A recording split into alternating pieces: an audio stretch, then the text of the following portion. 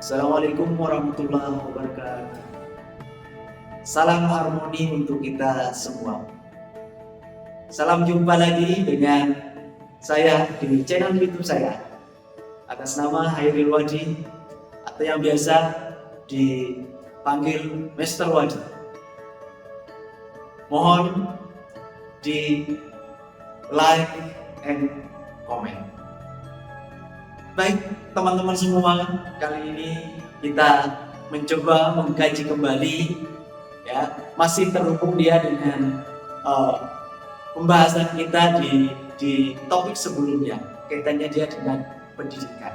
Kali ini kita akan membahas juga kaitannya dia dengan pendidikan, tapi dalam konteks yang berbeda. Ini kalau kita hubungkan dia dengan tantangan pengembangan filsafat pendidikan Pancasila di Indonesia. Dalam kita membahas tantangan pengembangan filsafat pendidikan Pancasila di Indonesia, ada beberapa subtopik yang kita akan coba kaji. Di antaranya, yang pertama adalah tantangan utama. Yang kedua, tantangan globalisasi. Yang ketiga, tantangan kebijakan di Indonesia. Yang keempat, solusi dan langkah. Serta yang kelima, peran keluarga dan masyarakat. Marilah kita coba dari kelima sub tadi untuk mengulas satu persatu. Dalam konteks filsafat pendidikan Pancasila ini di Indonesia, bahwasanya filsafat pendidikan di Indonesia tetap kita mengacu kepada dasar negara kita, dalam hal ini adalah Pancasila. Ternyata ketika filsafat pendidikan Pancasila yang dijadikan sebagai dasar tadi menghadapi juga berbagai yang namanya tantangan. Ada berbagai tantangan atau ada berbagai kendala utama yang dihadapi. Di antaranya atau contohnya di sini adalah ada faktor struktural, budaya, dan teknis yang menghambat penerapan.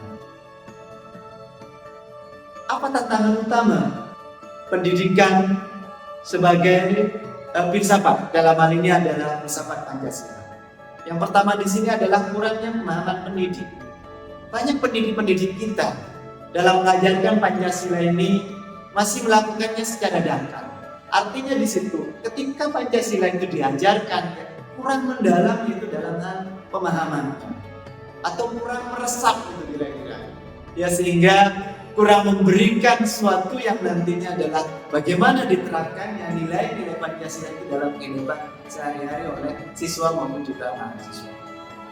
Lalu Pancasila itu dihadirkan hanya sebagai suatu materi yang berupa hafalan tanpa mendalami nilai-nilai filosofinya. Lalu tantangan global ini adalah mulai terkondisikan nilai-nilai lokal yang menjadi inti dari filsafat pendidikan Pancasila ini sering terabaikan. Padahal begitu pentingnya, begitu urgennya ketika nilai-nilai lokalan itu bagaimana diangkat. Apalagi itu di negara Indonesia di sini, bahwa banyak sekali nilai-nilai lokal yang perlu atau penting ditanamkan. Sekarang juga terjadi suatu dilema antara mempertahankan identitas nasional atau beradaptasi dia dengan pertentangan global. Lalu tantangan kebijakan pendidikan, minimnya kebijakan yang mendukung pengajaran Pancasila. Lalu kurikulum kita kadang terlalu fokus pada ujian dan sering mengabaikan pendidikan karakter. Habis selesai dari suatu penyembah materi, ya, knowledge-nya atau pengetahuannya, kemudian siswa atau mahasiswanya diberikan ujian. Banyak yaitu memperhatikan suatu proses. Dalam hal ini terutama terkait dia dengan sikap maupun juga karakter. Lalu pentingnya kebijakan yang mengintegrasikan filsafat pendidikan Pancasila dalam semua aspek pendidikan. Apa solusi dan langkahnya? Solusi dan langkahnya diantaranya perlunya atau pentingnya juga pendekatan inovatif dalam pengajaran Pancasila.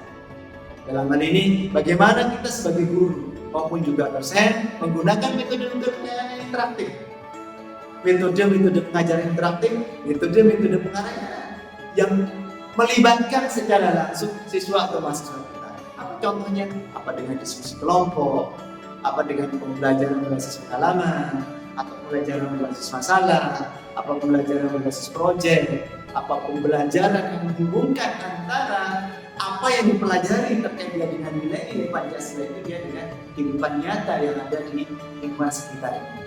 Baru pentingnya adalah pelatihan pendidik dan dukungan dari lingkungan pendidikan. Apa peran keluarga dan masyarakat?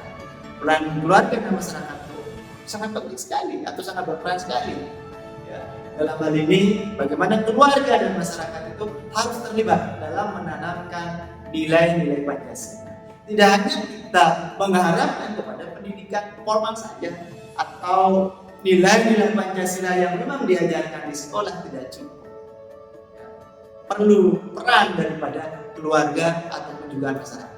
Dalam hal ini, bagaimana nilai-nilai keteladanan itu dimulai di dalam keluarga, termasuk juga di dalam masyarakat, di mana si siswa maupun mahasiswa itu tinggal atau hidup di situ. Baru nilai Pancasila itu harus diterapkan dalam praktek sehari-hari. Atau bagaimana diterapkan, atau bagaimana diimplementasikan dalam kehidupan sehari-hari. Jadi apa yang bisa disimpulkan kaitannya dia dengan pendidikan dalam hubungannya dia dengan filsafat Pancasila. Perlu kerjasama erat antara pemerintah, pendidik, masyarakat.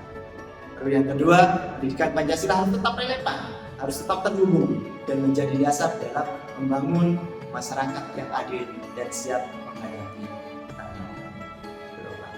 Begitu yang dapat kami sampaikan di episode kali ini.